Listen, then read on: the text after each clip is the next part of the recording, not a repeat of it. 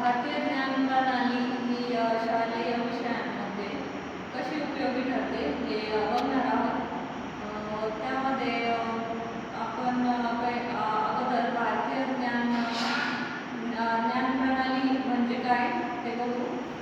तर भारतीय ज्ञान प्रणाली म्हणजे भारताने शतकानुशतके विकसित केलेले विज्ञान, गणित, औषध, तंत्रज्ञान, कला, साहित्य आणि पर्यावरण याबद्दलचे सखोल ज्ञान आणि हे ज्ञान आधुनिक शिक्षणाशी जोडणे म्हणजेच IPS एकत्रीकरण.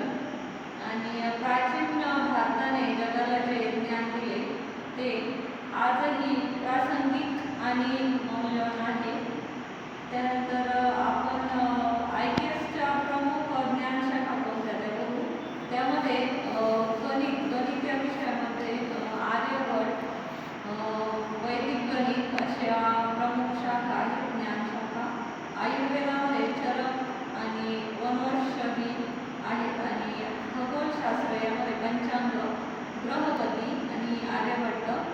त्यानंतर वास्तुकलामध्ये वास्तुशास्त्र, मंदिर स्थापत्य. त्यानंतर संगीतमध्ये भारतीय शास्त्रीय संगीत आणि रागशास्त्र. धातुशास्त्रामध्ये दिल्लीच्या लोहस्तंभ आणि वाक्प्रक्षेपण. कृषी विज्ञानामध्ये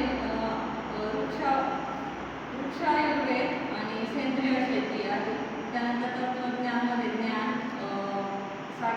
सौख्य दर्शन. भारत हा ज्ञानाचा प्राचीन केंद्र होता. आज आपण त्याच ज्ञानाला आधुनिकतेशी जोडत आहोत.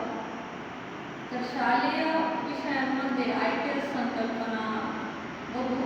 गणित या विषयामध्ये शून्याचा शोध लावणारे आर्यभट्टांनी दिलेली शून्य व दशांश पद्धत जगाला भारताची देणगी आहे. त्यानंतर वैदिक गणित मनात जलद गणना करण्याच्या 16 सूत्र आजही उपयुक्त आहे. तर त्यानंतर ब्रह्मगुप्त ऋणात्मक संख्या आणि शून्यावरील क्रियांचे नियम प्रथम मांडले त्यांनी, ब्रह्मगुप्त यांनी.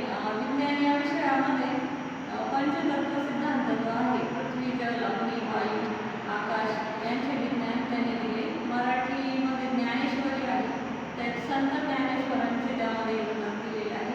पर्यावरणामध्ये कृषी परंपरा, सेंद्रिय शेती, नक्षत्र कृषी असे आपल्याला पारंपरिक हे बघायला भेटतील. IPS एकत्रीकरणाचे महत्त्व म्हणजे राष्ट्रीय अस्मिता, सौजन्यशील विचार, जागतिक योगदानामध्ये भारताच्या विज्ञान, गणित, तंत्रज्ञान व कलेचे जगावर झालेले दूरगामी प्रभाव विद्यार्थ्यांना समजतात. त्यानंतर NEP 2020 आणि IPS यांचा आपण संदर्भातील प्रमुख तरतुदी बघूया. त्यामध्ये IPSची स्थापना. तर विद्यापीठामध्ये IPS संशोधन केंद्र हे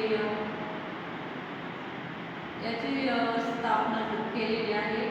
त्यानंतर उपक्रम योजना IPS सादरीकरणामध्ये विषय निवड. एक शालेय विषय